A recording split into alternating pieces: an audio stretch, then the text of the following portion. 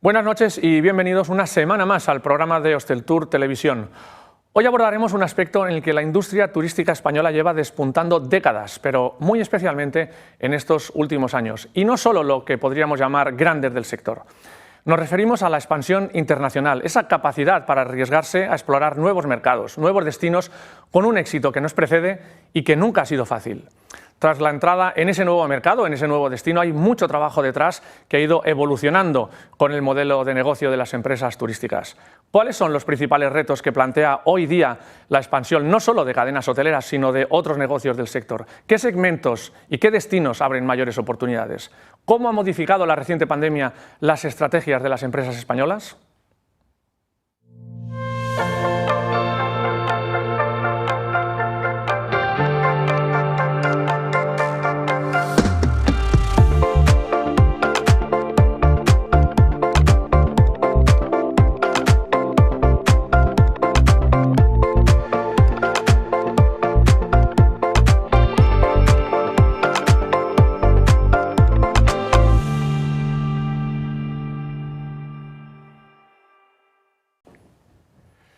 En el programa de hoy analizaremos ampliamente muchas de esas cuestiones y lo haremos acompañados de nuestros invitados en el plató. Hoy nos acompaña María Zarraluki, que es la Global Development Vice President en Meliá Hotels International. María, buenas noches. Hola, buenas noches. Muchas gracias por acompañarnos en esta primera presencia tuya en el plató de Hosteltour Televisión. También está con nosotros Amadeo Franquet, él es el Chief Commercial and Marketing Officer en Jumbo Tours Group. Buenas noches, Amadeo. Buenas noches, encantado de estar aquí. Por acompañarnos en esta ocasión. Chisco Albertí, socio responsable de transacciones hoteleras del área Corporate Finance en KPMG. Buenas noches, Chisco. Buenas noches, Manuel. Gracias, después también de muchos años de ausencia en nuestro plató. Bienvenido de nuevo. Muchas gracias. Y por último, Javier Costana, él es el Mobility Sales Director en OK Mobility. Buenas noches, Javier. Buenas noches. Gracias también por estar aquí. Vamos a entrar en esa tertulia, como digo, para profundizar en todas las cuestiones relacionadas con la expansión del negocio turístico, pero antes de comenzar vamos a ver este vídeo que nos adelanta algunos aspectos importantes.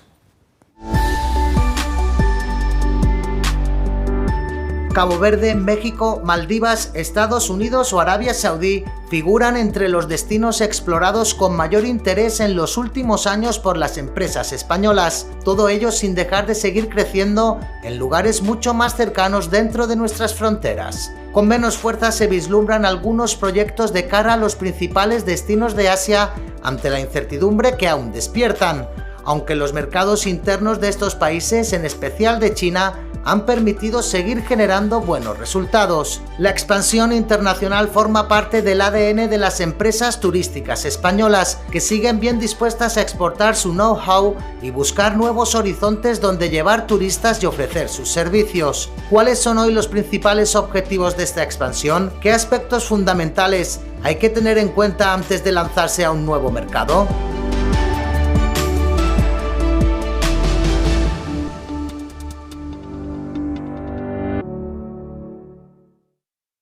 Pues como vemos, todo lo relacionado con la expansión suena a veces desafiante en muchas ocasiones, sobre todo cuando hablamos de expansión geográfica, ¿verdad? María, Meliá, al final sois un poco el paradigma en esa expansión, tanto por el recorrido que habéis llevado como por haber abierto muchos destinos, ¿vale? Si tenemos que hablar un poco por un lado, de tendencias que en general está marcando la expansión hotelera en tu caso, pero también en las que estáis vosotros, ¿qué podrías contarnos?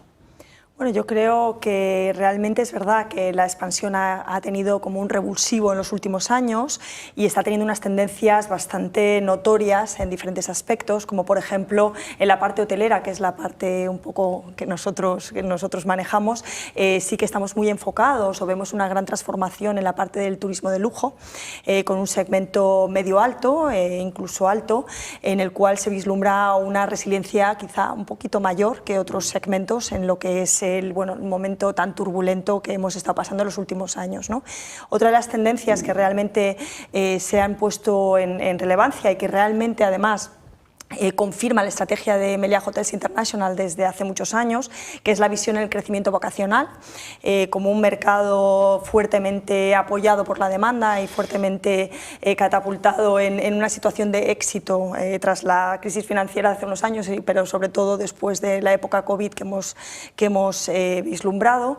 Y bueno, y todo eso va aparejado al final en crecimiento de nuevos destinos, ¿no? Estamos hablando de crecimientos en destinos donde hay grandes oportunidades, como por ejemplo he visto antes en el vídeo anterior, pues destinos como Arabia Saudita, donde está habiendo un gran impulso al sector turístico y hotelero en concreto, sudeste asiático, donde todavía queda mucho terreno por, diríamos, desarrollar, pero también hablaríamos también de seguir impulsando el crecimiento en destinos más consolidados o más maduros, como por ejemplo Europa y el sur de Europa en concreto, donde quizás no hablamos tanto de tendencias de creaciones de nuevos hoteles, pero sí hablamos de, pues, el reposicionamiento de activos existentes en destinos interesantes, que también puede ser una gran oportunidad de expansión.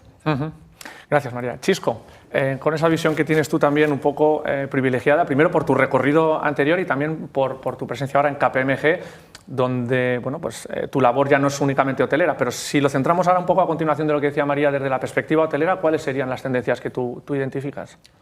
Bueno, yo creo que viene marcada una época ahora mismo por la salida de la pandemia, donde muchas empresas, sobre todo las empresas españolas, han demostrado ser muy resilientes y imaginativas y preparadas para abordar una época de parón total. Ahora salimos de una temporada turística de este verano con mucha fuerza, y la mayoría de empresas, la verdad es que han sabido aprovechar este arranque de nuevo para tener los deberes hechos, y se les ofrece una magnífica oportunidad para continuar con la expansión que tenían prevista en sus planes a medio plazo, pero también yo diría que hay muchas empresas que a lo mejor no se planteaban esa expansión internacional, y que viendo lo que han podido trabajar y reestructurar en sus empresas y acometer esta época post-pandemia, pues están planteando oportunidades de expansión a nivel internacional. Luego entraremos en otro detalle, pero yo creo que se ofrecen también oportunidades de alianzas, aprovechando el conocimiento de las empresas españolas y a veces el poder buscar aliados internacionales, tanto en temas comerciales como en temas de inversión, etcétera. A nivel internacional se les abren unas ventanas de posibilidades de crecimiento muy importantes. Gracias, Chisco. Ocurre muchas veces que cuando hablamos de expansión turística siempre focalizamos en la industria hotelera, quizás porque estamos acostumbrados a esas noticias, esas informaciones de pues, nuevo hotel de Meliá, nuevo hotel de Iberostar, cualquiera de los que podamos tener aquí representados hoy, en tu etapa anterior, Chisco, pero otras muchas cadenas, sobre todo en los últimos tiempos. Pero hay otros muchos sectores de la industria turística que también están en esa labor de expansión. Desde la parte de los receptivos, los DMCs, y también en todo lo relacionado con la movilidad, lo estamos viendo en los últimos tiempos. Por empezar contigo, Amadeo, Jumbo Tours, hay una trayectoria, estáis ya en 12 países, pero entiendo que la expansión es el núcleo fundamental de vuestro core, de vuestro negocio, porque tenéis que estar en todos los países en los que operáis de una forma física. Correcto. Bueno, primero abundaría un poco en lo que decía Chisco. Efectivamente, la industria turística, especialmente las empresas españolas, durante este periodo tan dramático que nos ha tocado vivir, afortunadamente algunas de ellas, o yo creo que bastantes, han hecho los deberes, se han dedicado a prepararse para la vuelta a una actividad, digamos, normalizada. En nuestro caso, yo tendría que hablar de tres partes del negocio. Uno es del grupo, de la compañía madre del grupo, que es Alpitur, donde tocamos todas las diferentes actividades: la hotelera, la compañía aérea, los turoperadores y las agencias de viaje. Y el foco ha estado puesto durante estos 2 años y pico, en materializar algunas operaciones hoteleras, fundamentalmente y además viene muy condicionado donde el turoperador viaja, ¿no? Donde el turoperador opera, ¿no? Luego, desde el punto de vista de Jumbo, es verdad que de Jumbo Tours tenemos dos actividades. Tenemos la actividad del banco de camas, totalmente diferenciada de lo que es la actividad del receptivo. En el receptivo, de alguna manera, a pesar de que planteemos algunas estrategias, somos bastante reactivos. Es decir, cuando tenemos suficiente consolidación de clientes para un destino, como ha sido el caso de Estados Unidos durante este año, abrimos Estados Unidos, pero no abrimos Estados Unidos para luego intentar vender el destino, sino es un poco la inversa.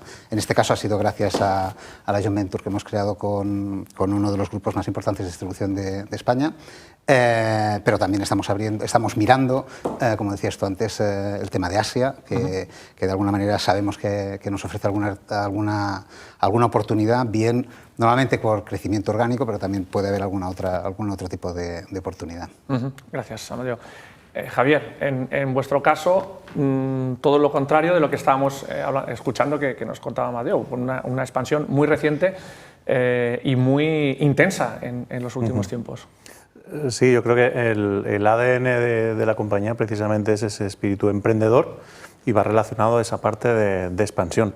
Además, como es una empresa mallorquina creada en Mallorca, no sé si siguiendo la línea de los hoteleros, esa búsqueda de nuevos destinos, desde el principio es lo que se hizo, por supuesto, primero pasando a Península, pero luego enseguida ya se inició la expansión internacional y ahora estamos precisamente en toda esa explosión de crecimiento, tanto como decía, por lo que es la empresa en sí, como también lo que hemos ido viendo de la demanda de nuestros clientes. Es decir, justamente al estar inicialmente en Baleares, teníamos todos esos clientes internacionales que son los que nos han ido demandando casi de cuándo íbamos a estar en sus países, en sus orígenes, para seguir recibiendo ese servicio que le dábamos.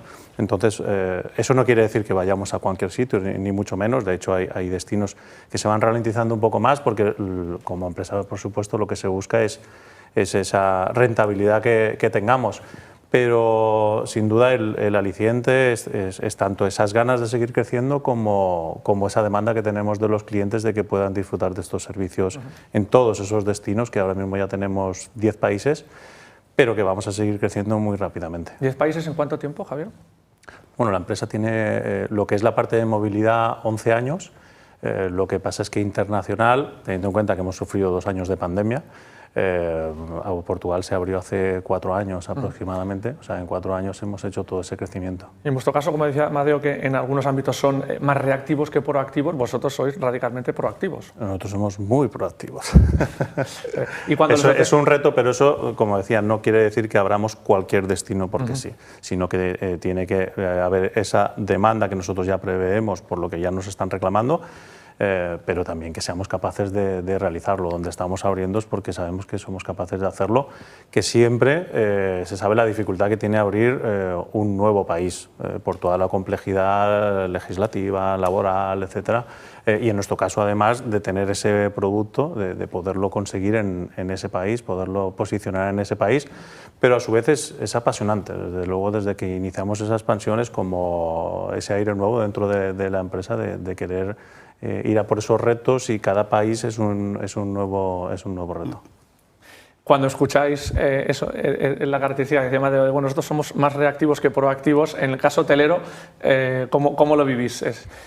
A ver, porque es verdad que hay marcas que son, digamos, están más vinculadas con esa imagen de aventureros, pues llamarlo de alguna forma, y todos sabemos de quién estamos hablando, y otros que son más prudentes, sabiendo que tienen que hacerlo, porque se ha visto en los últimos años que esa expansión, para ser competitivo, pues la has tenido que tener, aunque no hayas sido de los más grandes o de los que empezaron con esa expansión, ¿no, María? Yo, desde mi punto de vista, antes de hacer una estrategia de expansión internacional hay que tener un foco muy claro. Es decir, qué quieres ser, dónde quieres llegar y cuál es tu ejercicio de valor. Un poco comentando o en línea lo que tú comentabas, abrir un país es complicado, tiene ciertas peculiaridades que tienes que tener en cuenta, como hay barreras culturales, barreras legislativas, de posicionamiento, competencia, etc. Entonces tienes que tener muy claro quién eres y qué puedes aportar. Y el peor error que puedes hacer en una estrategia de expansión es ir de manera oportunista vista cualquier sitio donde te sale una oportunidad. Entonces, yo creo que en principio hay que tener una visión clara de dónde quieres ir, de dónde quieres crecer, cuál es tu propuesta de valor que quieres hacer en ese destino y en base a eso ya hacer un crecimiento de red. ¿Qué quiero decir con un crecimiento de red? No un hotel, en nuestro caso obviamente, un hotel por región o por país o por destino, sino tener una visión de que cuando vas a un sitio realmente vas para quedarte y vas a generar volumen y volumen de calidad. Y entonces ese volumen de calidad también va fijado a todos los servicios operativos de distribución, de marca, etcétera, que puedas escalar. Entonces yo creo que sí, un pelín aventurero, tienes que tener ese punto. De hecho, estoy convencida de que cuando, por ejemplo, el presidente de Meliá abrió su primer hotel internacional, que además fue en Bali, que no estaba nada cerca, realmente tienes que tener ese punto de aventura, pero súper estructurada, y crecer con esa visión. Nosotros, por ejemplo, un ejemplo práctico muy cercano, porque los demás ya son más conocidos, pero hemos hecho una expansión muy fuerte en Vietnam, por ejemplo, y dentro del sudeste asiático, donde teníamos hace muy pocos años, te diré menos de 5, teníamos 4 o 5 hoteles, ahora ya estamos cerca de los 30, y realmente con una visión de seguir creciendo con alianzas estratégicas, con grupos, etcétera, y dentro de los países donde hemos establecido que queremos estar. Has hablado de la figura de vuestro presidente y esa primera, digamos, expansión internacional que a nivel mallorquín, además, lógicamente fue muy icónica por lo que supuso en aquel momento, ¿no? Lo desconocido. No solo te marchabas de Europa, sino que te marchabas a Asia, te marchabas a Bali. Sí, desde luego. No sabía tiene que haber un peso, una parte aventurera por parte, y visionaria si quieres, ¿no? Por parte del líder, del presidente en ese momento. También tiene que haber una visión de cierta prudencia por parte de los equipos probablemente, pero en ese equilibrio, Chisco, que tú también has vivido en tus pasos, ¿cómo tiene que ser ese equilibrio entre el espíritu aventurero y ahora como consultor pues también tendrás que guiar un poco, ¿no? a tus clientes en ese sentido, entre el aventurero y el prudente? ¿Dónde encontrarías tú ese punto? Hombre, yo creo que está muy bien esta dinámica o esta discusión que comentamos, ¿no? de ser reactivos o ser proactivos y más aventureros, ¿no? Yo creo que en el ADN de las empresas españolas y sobre todo de las mallorquinas como un poco pioneras, pues tenía que estar este espíritu aventurero, ¿no? Y lo demostraron pues abriendo destinos con muchísimo éxito, ¿no? Hay otras empresas con mucha capacidad y además con capacidad inversora que siguen un poquito a remolque, pero sí que se atreven, ¿no? a entrar en destinos donde otras empresas han entrado y han demostrado su éxito, y en vez de ser proactivos son reactivos, pero tampoco es fácil. O sea, tienes que invertir y luego tienes que tener la capacidad comercial para poder llenar esos hoteles, ¿no? Porque a veces se cree uno que pues voy a invertir ahí y seguro que tendré éxito porque las otras empresas lo han tenido, ¿no? Luego tienes que tener la capacidad comercial de llevar a los clientes, ¿no? Y algunas pues lo han pasado mal en esta aventura reactiva, ¿no? Pero yo destacaría también que lo que decías, ¿no? El punto de prudencia y el punto de aventurero, ¿no? Hay muchas oportunidades y las ha habido, y ahora yo creo que se van a abrir más, y María comentaba la apertura de nuevos destinos. Hay países que están viendo claramente, ya se veía antes, que el turismo es una industria que crea riqueza, que crea desarrollo social, que crea pues eso, capacidad de desarrollo para las comunidades locales y de prosperidad para el país, ¿no? Pero a veces, claro, hay que pensar, oye, hay algunos países pues, que realmente, bueno, es empezar como de cero y tienen también sus idiosincrasias culturales y a veces incluso sus problemas de seguridad, etcétera, ¿no? Entonces hay que buscar esa prudencia, ¿no? A veces es verdad que no solamente hay que estar seguro de que el cliente demanda ya ese destino, porque muchas veces no existe todavía esa demanda, pero sí que tiene que haber unas bases mínimos de seguridad jurídica, de seguridad física, en fin, de capacidad de desarrollo y de infraestructuras que te lleven a tomar esa decisión. Pero sí que creo que es interesante el apostar también por países nuevos, ¿no? Es que justo lo que te iba a preguntar, ¿cómo de importante en estos momentos sobre todo desde la perspectiva hotelera, porque de la vuestra son mercados más maduros, pero ser el primero. Bueno, os doy cuenta. Ahora sí que me dices, pero desde la perspectiva, o sea, lo hemos visto en la trayectoria de la industria mallorquina, específicamente de la hotelera, ¿no? Pero lo hemos visto, esos pioneros en República Dominicana, esos pioneros en Riviera Maya, incluso en otros, lo estamos viendo recientemente todavía, Cabo Verde, lo podemos ver en otros sitios. ¿Cómo de importante es ser los primeros versus ir ya con un destino pues, que ya tiene cierta operativa, como tú dices, cierta demanda por parte de algunos mercados emisores más maduros? Bueno, y Amadeo entra perfectamente con lo que querías decir. No sé si sabría decirte si ser el primero es una ventaja, porque desde luego es un riesgo, ¿no?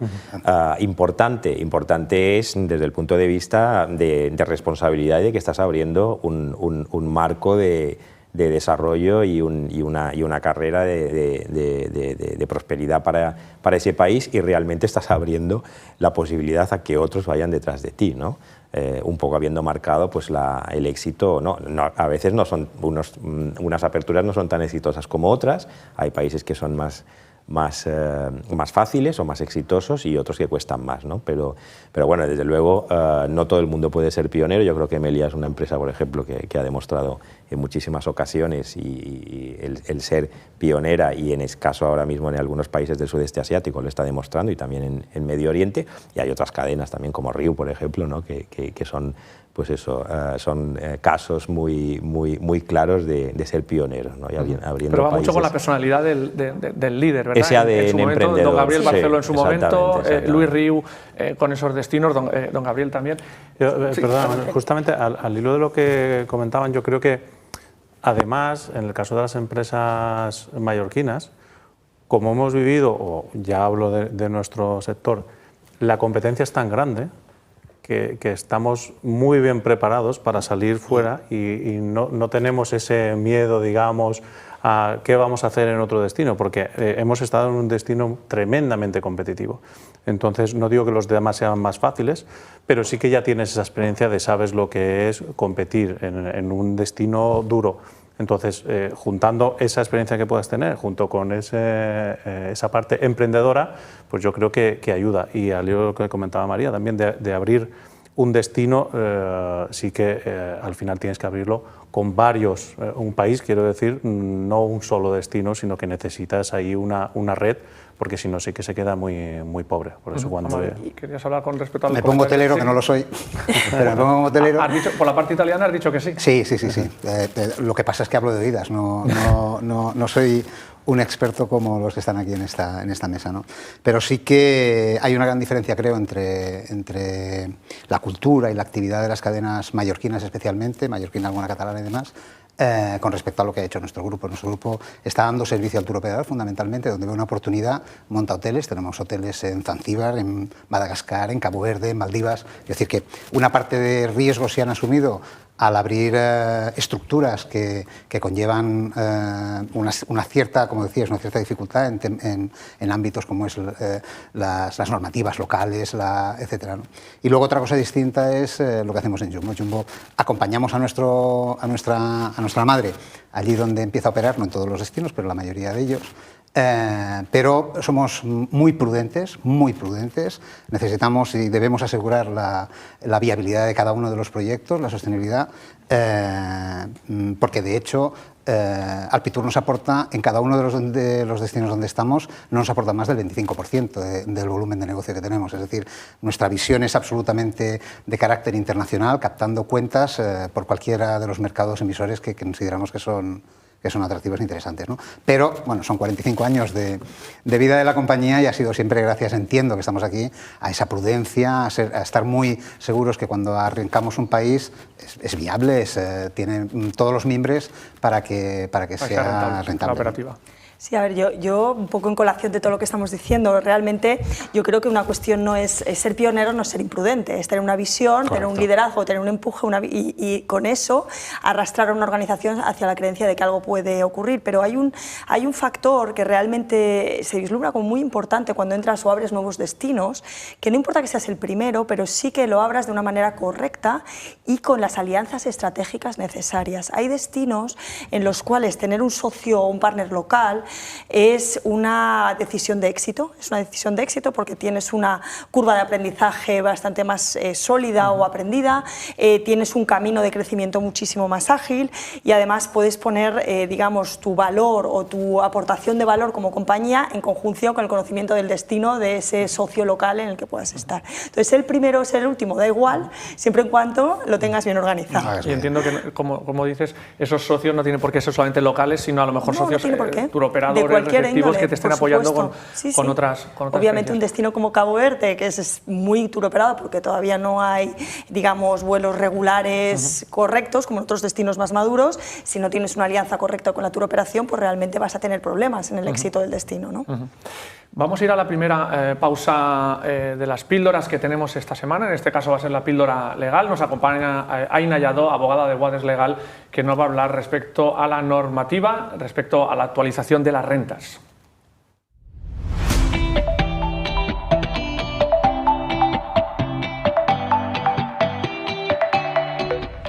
En los últimos meses, el índice de precios de consumo ha experimentado una variación al alza, situándose en un 7,3% el pasado mes de octubre. Dado que el mismo se viene utilizando como índice de referencia para actualizar, entre otros, las rentas, con la finalidad de evitar un incremento desmesurado de las mismas, se ha dictado el Real Decreto Ley 6/2022 de 29 de marzo. En su artículo 46, esta norma limita la actualización anual de la renta en los contratos de arrendamiento de vivienda sometidos a la Ley de Arrendamientos Urbanos, cuya renta deba ser actualizada porque se cumpla la correspondiente anualidad de vigencia dentro del periodo comprendido entre la entrada en vigor de este Real Decreto Ley y el 31 de diciembre de 2022. Así, la misma no podrá exceder la variación anual del Índice General de Competitividad a la fecha de actualización, que hoy por hoy tiene un valor máximo del 2%. No obstante, esta limitación no afecta a las actualizaciones de renta en contratos de arrendamiento de bienes inmuebles para uso distinto del de vivienda, en los que impera el principio de libertad de pacto entre las partes. Esta ausencia de regulación puede suponer que los arrendatarios de, por ejemplo, locales de negocio o establecimientos turísticos se encuentren con que deben hacer frente al pago de una renta inasumible. A su vez, esta situación podría derivar en incumplimientos contractuales e incluso en la extinción de relaciones arrendaticias preexistentes, con el perjuicio que ello conllevaría para ambas partes. Para evitar esta clase de coyunturas, perjudiciales tanto para propietarios como para arrendatarios, las partes deberán hallar una forma de regular su relación arrendaticia con el fin de preservar los intereses de ambos en la mayor medida de lo posible.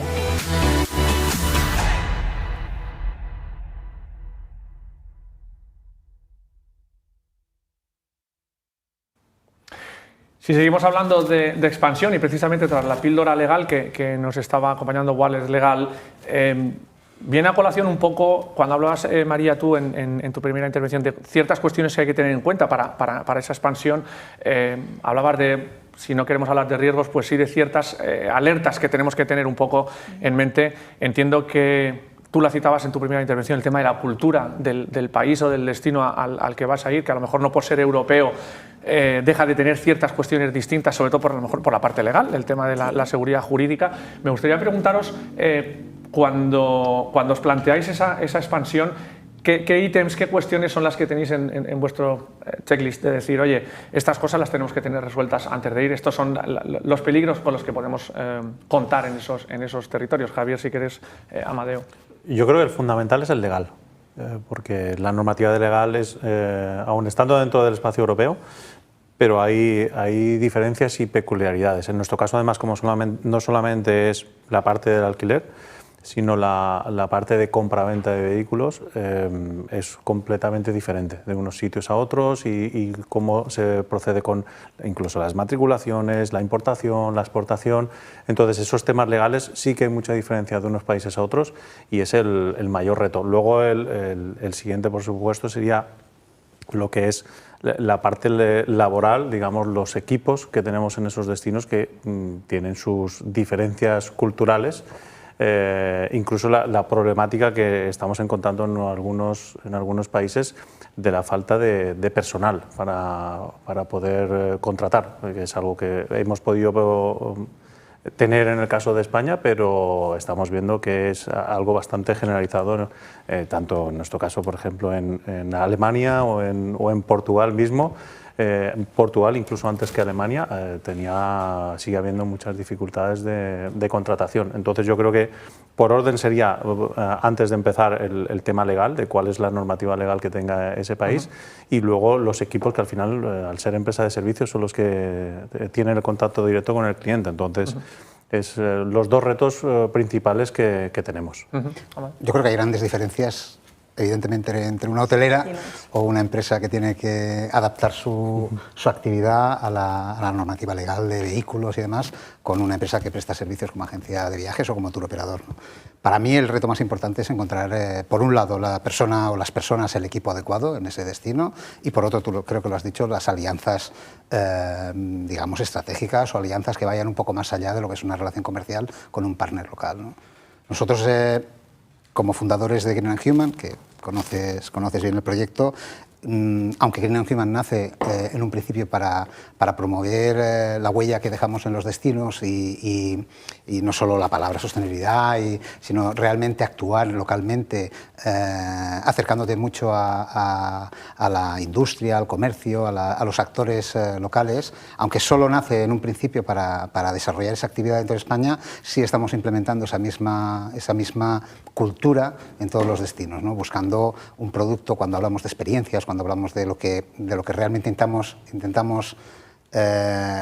enseñar y compartir al cliente, tiene que ver con eso, con encontrar colaboradores locales que sean fiables, que sean responsables y que te acompañen en este viaje, ¿no?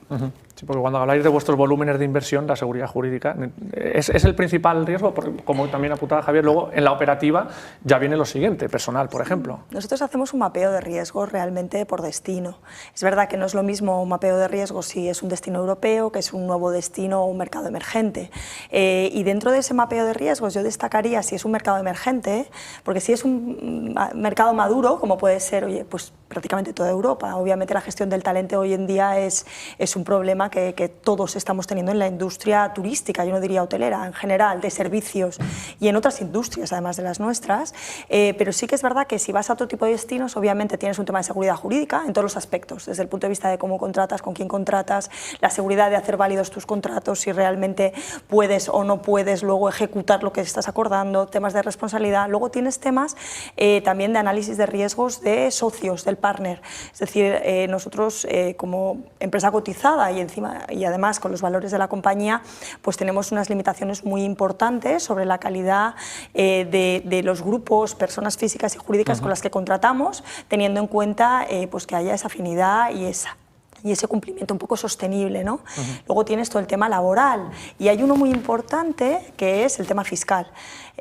Sí puedes luego sacar tus beneficios del país y cómo los sacas y en base a qué impuestos estás realmente pues, jugando, ¿no? Entonces yo diría que tienes varios mapeos de riesgos y luego algunos exógenos que también se pueden analizar dependiendo de los destinos, que es cómo te afectan según qué movimientos geopolíticos muy ligados o el propio clima también. O el propio clima, obviamente. Nosotros también en los proyectos, ya no hablo países, pero en proyectos concretos la sostenibilidad es prioritaria y absoluta, no es una cuestión optativa, sino para nosotros obligatoria, por un tema de conciencia social y además un tema empresarial. Entonces, eso también es algo que analizamos desde el punto de vista de socio, de producto y de destino. Chisco, en vuestro caso, además, desde tu sombrero de consultor en este caso, precisamente ese mapeo de riesgos lo tenéis perfectamente identificado.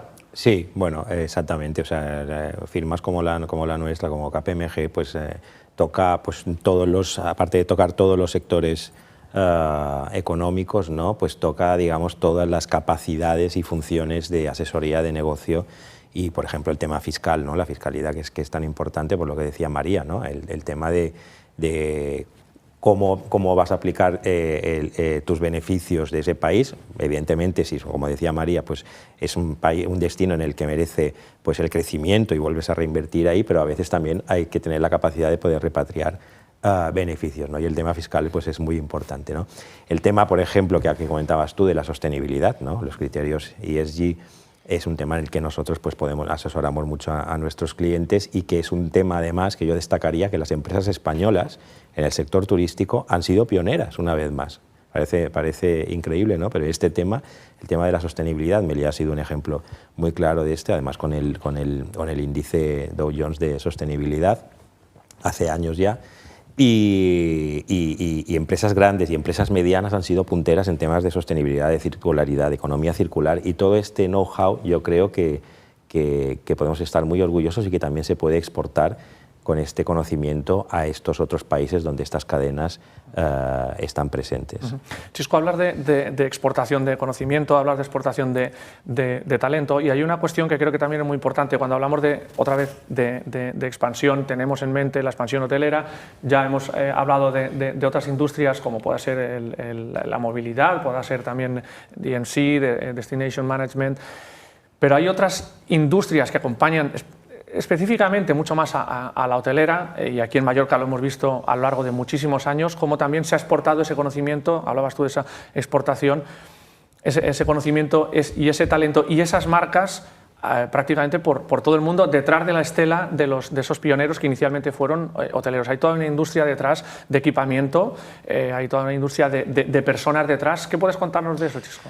Bueno, es un claro ejemplo, ¿no? que se ha visto en España desde los orígenes de esta internacionalización de grandes empresas turísticas, mayoritariamente hoteleras, pero también en el área de la distribución, en el área del receptivo, etcétera, pero sí que sobre todo en lo que supone la hostelería y la inversión en construcción de hoteles y de infraestructuras, pues ha sabido acompañarse de otras empresas españolas, muchas de ellas mallorquinas, que hoy están en muchísimos países del mundo presentes haciendo negocio, ¿no? En la industria de la climatización, de las infraestructuras energéticas, etcétera, ¿no? Hay casos muy claros y muy concretos. Pero no solamente de la industria auxiliar o la industria industrial que acompaña las inversiones hoteleras, sino que también en tecnológica, en tecnología, en distribución, donde empresas españolas, algunas de ellas mallorquinas, pues están presentes en destinos del Caribe, pues dando servicio a muchas otras marcas y otras cadenas hoteleras, ¿no? Y algunas más grandes que hoy ya están en el ámbito internacional y que a lo mejor el accionariado ya no es español, han surgido también de España o de Mallorca y están presentes en todo el mundo, en el mundo de la distribución. Yo creo que esto es un valor que hay que poner de relieve y que es una muestra más de la capacidad de expansión y de internacionalización española. Por esa parte tecnológica vosotros os apoyáis mucho en todos esos socios, ¿no? Sí, claro, nos apoyamos mucho y además es un comentario que lo encuentras en todos los países, ¿eh? Te dicen siempre, ¿qué pasa en Mallorca? ¿Por qué todas las cadenas de ámbito internacional, sobre todo y fundamentalmente de resorts, de ocio, y toda la tecnología vinculada a la distribución especialmente, pero también vinculado a la actividad o la tecnología relacionada con hoteles, están en Mallorca o tienen su sede en Mallorca, ¿no? Entonces, bueno, no... Pues ahora van a ver que no solamente hoteles. ¿Eh? Ahora irán viendo que no solamente empresas hoteleras. No. Pero quiero decir que es verdad, que ha habido, acompañando a esa expansión de estas iniciativas que han habido, ha nacido alrededor toda la industria auxiliar, ¿no? Sí, al hilo del tema de la digitalización que está tan en boca de todo el mundo, en nuestro caso todavía tenemos que apoyar todavía más y seguir invirtiendo, porque al final lo que se busca es esa facilidad de movilidad, de contratación de esa movilidad, sea del tipo que sea, ya sea con un coche, ya sea con una moto, ya sea con una furgoneta. Entonces necesitas esa parte tecnológica para evitar esa intermediación que tengas que hacer llamando a un contact center o a un intermediario, sino que lo puedas hacer todo de una manera mucho más simple. Entonces ahí sí que tenemos todos un reto por delante. María, en vuestro caso vais acompañados, ¿no? A lo largo de tantos años de expansión habéis trabajado con muchas empresas españolas que han ido de vuestra mano y que ahora están dando, como decía Chisco, servicio a multitud de marcas, no ya solamente, lógicamente, españolas, sino incluso norteamericanas, que siguen admirando, diría, ¿no? la operativa española, sobre todo en la parte vacacional, ¿no? Sí, nosotros ciertamente trabajamos o tenemos partners o socios de la industria muy fuertes que han venido con nosotros, desde el segmento de la construcción, técnicos que acompañan todo ese segmento con el desarrollo de los hoteles, temas de mobiliario, etcétera. Pero no solo eso, yo diría que es verdad que Meliá, pues, en algunos casos ha sido el gran empujador, pero te encuentras, aparte de Meliá, te encuentras realmente un espíritu, yo diría, bastante emprendedor del sector español en cuanto a la internacionalización en general. Es bastante común cuando vas a nuevos mercados el encontrarte grandes socios ya afincados en el destino de origen español que ya están prestando sus servicios y que nos apoyan a nosotros en ese crecimiento en destino. Nos ha pasado, por ejemplo, en China con lo que digamos el aterrizaje en toda la parte más de desarrollo constructivo, que nos hemos apoyado con gente que ya estaba en destino, que nos ha apoyado, que nos ha aceptado, nos ha ayudado a entender que en China las cosas se hacen diferente, como por ejemplo la percepción de las marcas. Nuestras marcas en China son otras. Yo no sabría pronunciarlas, pero realmente son otras, y eso nos ha ayudado, pues, gente en destino, que muchos de ellos son españoles o de origen español. Y cuando llegas a ese nuevo destino y te encuentras a un colega tuyo de expansión de la competencia saliendo del hotel, ¿qué piensas esta vez? Bueno, yo creo que yo siempre he creído que la competencia es súper sana. Ser el único, a veces dices, bueno, no sé hasta qué punto es acertado. No como único, pero no. Sí esa oportunidad. Sí, esa oportunidad, efectivamente. Yo creo que es algo bueno el tener competidores que también están haciendo las mismas actuaciones, y realmente nos pasa constantemente. Hace pocas semanas estuvimos en un summit en Arabia Saudita, que el director general de uno de los desarrollos más grandes de los gigaprojects que hay allí es de origen catalán, y fue, pues, muy gracioso porque nuestro director de expansión de la zona es catalán, se pusieron a hablar en catalán y ya se creó, pues, una especie de confianza para una conversación posterior sobre el destino y sobre las oportunidades nuestras en destino, ¿no? Pues vamos a seguir. Si me permite, justamente con esa expansión que nosotros vamos haciendo, sí que nos ha pasado en determinados países el que fuésemos una empresa mallorquina nos abriesen mucho las puertas, tanto a nivel de captación de gestión de talento, como incluso nos ha pasado con aeropuertos, que al saber que éramos una empresa mallorquina, pues lo han visto como un plus por toda la experiencia que ya saben que tienen todas esas empresas mallorquinas. Entonces, hay una reputación, Exacto. Hay una reputación que sí que es cierto que precede y que de alguna forma, a veces no somos tan conscientes aquí. Lo hemos dicho muchas veces, pero es cierto que aquí y en los ámbitos en los que nos movemos, pues siempre predicamos entre conversos, ¿no? Pero es cierto que la industria mallorquina, pues allá por donde va, tiene ese reconocimiento, y la española. Habrá que registrar la marca. La marca. Marca Mallorca. Seguiremos hablando, vamos a hacer una pausa publicitaria, pero seguimos hablando de expansión en unos instantes.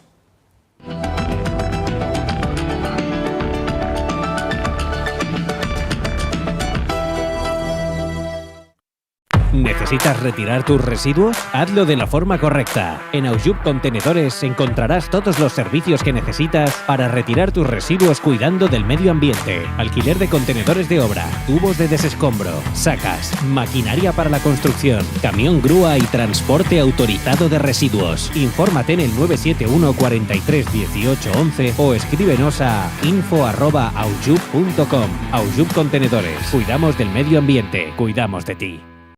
¿Sabes lo importante que es un administrador de fincas colegiado? El administrador de fincas ofrece soluciones para la adecuada gestión de tu comunidad y la administración de tu alquiler. Además, proporciona seguridad jurídica y asesoramiento económico. Confía tu comunidad a un profesional. Más información en el Colegio de Administradores de Fincas de las Islas Baleares. Administrador de fincas colegiado.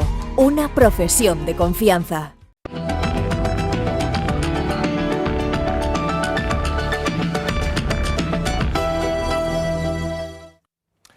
Seguimos en Hostel Tour Televisión, seguimos hablando de expansión de la industria turística, pero antes de seguir con la tertulia vamos a escuchar las dos píldoras de datos que nos acompañan esta semana. En primer lugar, vamos a hacerlo con Travelgate X. Nos acompaña Susana Alonso Casali, es la Business Development Director en Travelgate, y nos va a hablar de las tendencias de los viajeros europeos.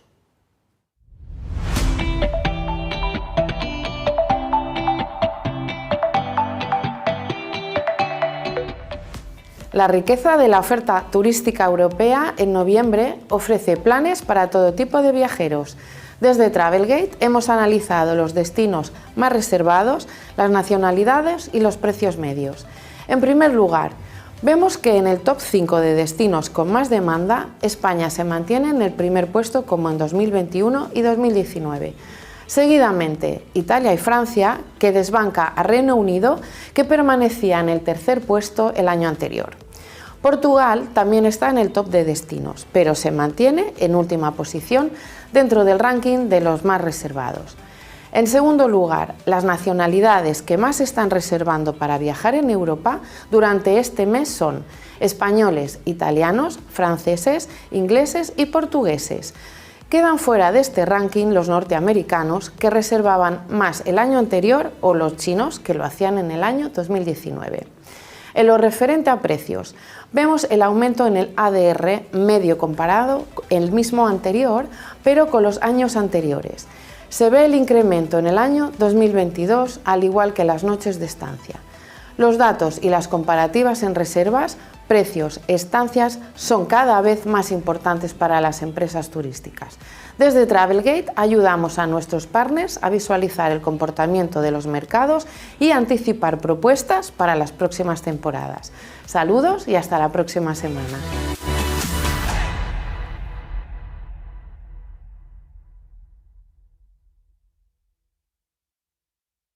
Pues gracias a Travelgate X y también gracias a Conetix, en este caso de la mano de Javier Soriano, que es el CEO de Conetix y nos va a traer información sobre la tipología de regímenes y clientes de esta temporada.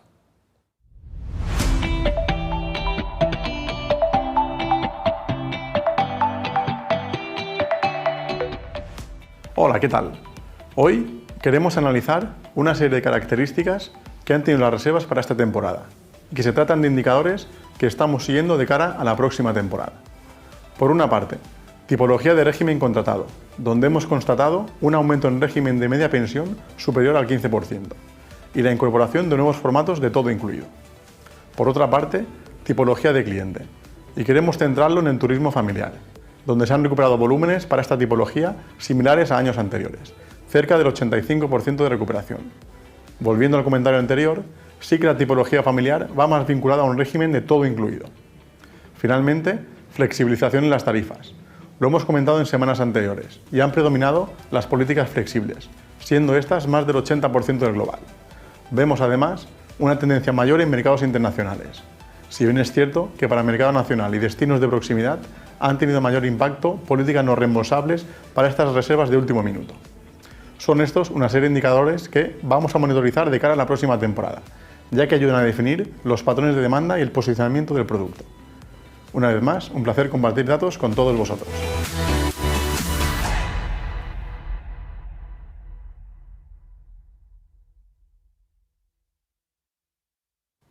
Pues gracias a Javier también por esas píldoras de conocimiento de datos que nos daban y que aquí en plató Javier y Amadeo también pues, cabeceaban, ¿no?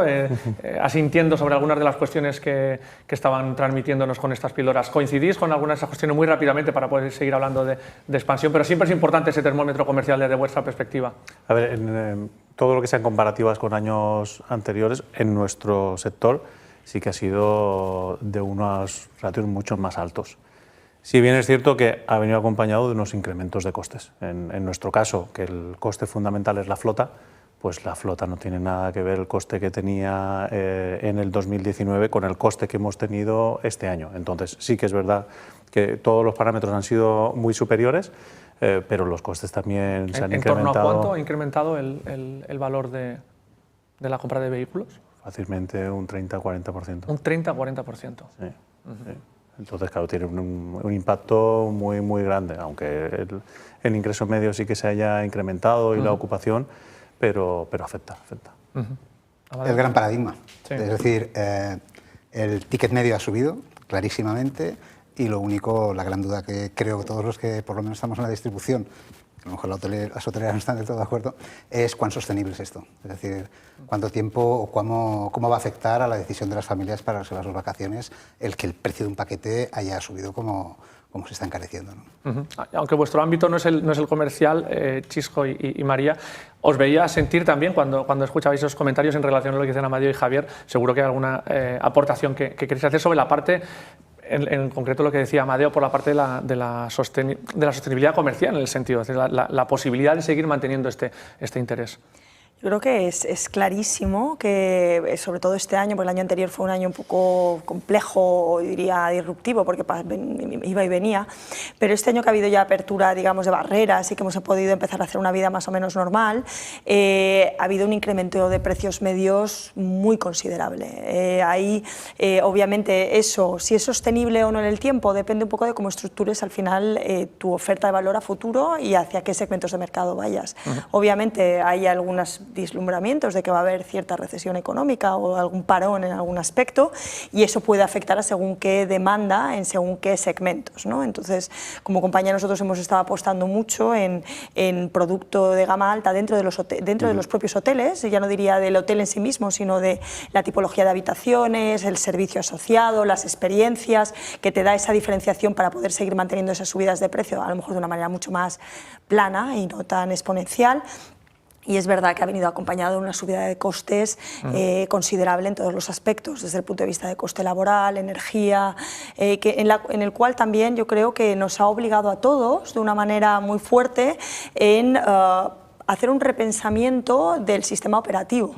Es decir, cómo hacemos un sistema operativo mucho más flexible que nos permita campear de esta manera un poco la situación de turbulencia que tenemos. Y bueno, yo creo que estamos en un momento, la verdad, muy interesante, ¿no? Sí, porque es verdad que tenemos esos comentarios economistas, efectivamente, esos comentarios economistas de, bueno, viene la recesión, viene el lobo, pero por otro lado, en nuestro caso, por lo menos, la demanda sigue siendo muy alta, con una fijación a corto, medio, incluso largo plazo muy positiva. El tema de los costes es la gran duda, dependiendo de muchos factores, que si la guerra de Ucrania, que es la apertura de China, bueno, etcétera, pero sí que estamos trabajando en ello también. Chisco, antes de la tuya, Chisco, un segundo, quería preguntar si ese ticket medio que decía Amadeo y que decías tú también un poco, el producto plus, ¿se ha dado también en vuestro ámbito, en el ámbito de la movilidad, Javier? Por ejemplo, en el tipo de vehículo. Sí. Sí. También se ha notado ahí que hay un plus en... Claro, también depende de la oferta que tengas. Nosotros, como también hemos ido mejorando lo que es nuestra flota, que al hilo de lo que comentabas, esa tarifa media también ha venido acompañada de una mejora del servicio y del producto, en este caso, que era la flota. Entonces, todo eso, acompañado del incremento de demanda, menos oferta, pues hace que ese incremento sea más grande de lo que debería ser o podría haber sido. Pero yo creo que para el año próximo, y no sé si me adelanto si vamos a tratar algo del año próximo, la gran duda es si ese incremento de precios se va a seguir manteniendo o no. Por contra de la demanda, yo creo que sí. Bueno, el incremento de precios ya se ve, porque nosotros estamos en pleno momento de contratación para el año que viene y hay incrementos del transporte terrestre, por ejemplo, de entre 20, 30, 40% incluso. Que el mercado le cuesta mucho a los turoperadores, les está costando muchísimo aceptarlo. ¿Y el cliente?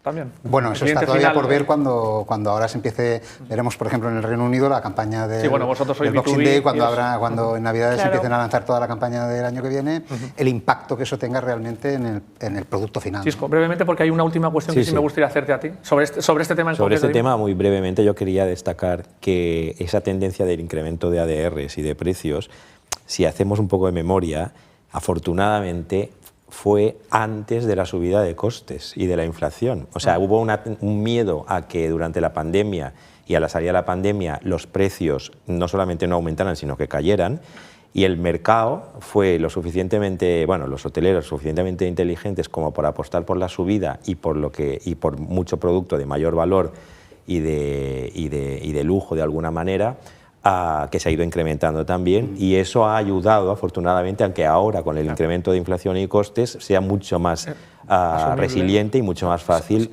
Ahora, la pregunta es ¿hasta dónde va esta tendencia al alza? Pero sí es verdad que también la media ha afectado al alza por el incremento de productos de mayor valor añadido. De todas formas, creo que el segmento que menos se va a ver afectado es el segmento de lujo, el segmento de alta gama. Sí, lo decía María en su primera intervención.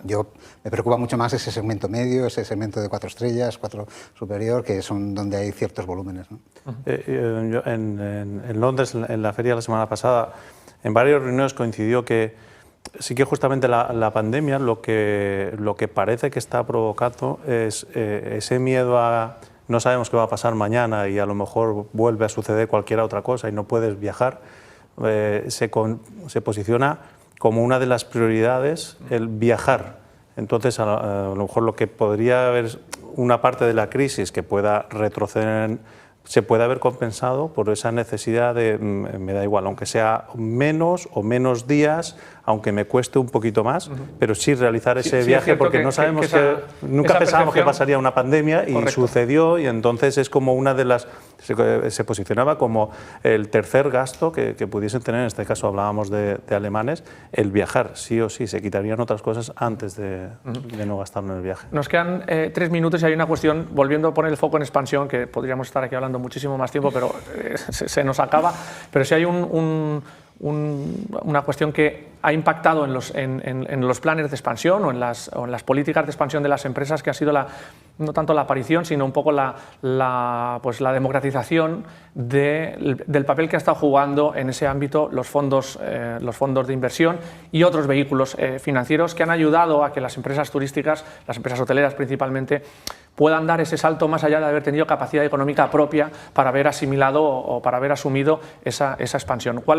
Y en los 2 minutos que nos quedan, Chisco y María, lo podéis repartir, ¿cuál ha sido el papel que desde vuestra perspectiva han jugado esos nuevos vehículos? Nuevos no, pero esos vehículos que sí que han cogido más protagonismo. Yo creo que es muy... O sea, es muy claro el juego, el cambio de ese paradigma de la inversión, sobre todo en el mercado español, porque en otros destinos, a lo mejor el más de norte de Europa, eso ya era muy afincado, pero sí en el mercado español y en concreto en el mercado vacacional español ha habido la entrada de nuevos jugadores, que son esos fondos de capital riesgo, otra tipología de inversión, que lo que ha hecho al final es dar un impulso hacia la profesionalización del sector, yo creo, ha apoyado en la modernización de muchos destinos en los cuales pues había falta de capital o falta de visión para cambiar un poco esa estructura de negocio dentro de los destinos y bueno, ya ha empujado hacia una digamos, capacitación mejor, al menos del sector hotelero. Yo creo, por ejemplo, en la parte de Meliá, nosotros ya hace muchos años empezamos a tener este tipo de acuerdos con grupos como Starbucks Capital u otros, en los cuales desarrollamos pues en mercados muy maduros, como puede ser el mercado de Magaluf, un concepto diferente de la profesionalización de tenemos el destino, tenemos los hoteles, pero no tenemos nada más. Y hacer esas grandes alianzas que nos ayudaron en ese momento a dar un empujón. En ese momento, y lo digo con toda la prudencia, había muy poco crédito al sector vacacional en conjunto por este tipo de modelos. Nos costó mucho convencer. En estos momentos pues somos la niña bonita del baile que nos vienen a buscar. Entonces, es verdad que ha habido un cambio y una transformación en la visión a través de demostrar que el sector vacacional, que era algo que nosotros ya conocíamos, es de los mercados más resilientes que hay. Y eso ha permitido, Chisco, que marcas más pequeñas, familiares, que no tenían ese músculo, hayan podido dar ese salto, ¿no? Efectivamente. Pues yo destacaría que el sector hotelero a nivel de inversión se ha convertido en un asset class, es ya una inversión institucional que antes no estaba, sobre todo, como decía María, en España, en el parámetro de inversiones de los grandes inversores internacionales, ¿no? y grandes fondos. Ahora se convierte en un asset class, hay una demanda muy alta y eso es, yo lo diría como la gran ventaja es que eso denota que el sector turístico tiene un gran futuro, eso prácticamente, y ha permitido, como dices, recapitalizar y reposicionar activos a muchas empresas hoteleras medianas y ha habido algunas operaciones, ¿no? de alianzas con fondos. Pues tomamos ese testigo porque es una cuestión que podía dar para un tema de una única tertulia, y desde aquí ya os cito prácticamente a vosotros dos para que podáis participar en esa, que dedicaremos a esa cuestión del papel de esos vehículos de inversión. Chisco, María, Javier y Amadeo, muchísimas gracias por vuestra presencia aquí esta noche, por esos conocimientos que habéis compartido con nosotros. A ustedes también muchísimas gracias por la atención que nos han prestado esta semana. Nos citamos aquí la próxima semana de nuevo en Hosteltour Televisión, en este caso para hablar de otra de esas cuestiones que también preocupan el ámbito turístico, como es la promoción. Hasta entonces, muchas gracias y buenas noches.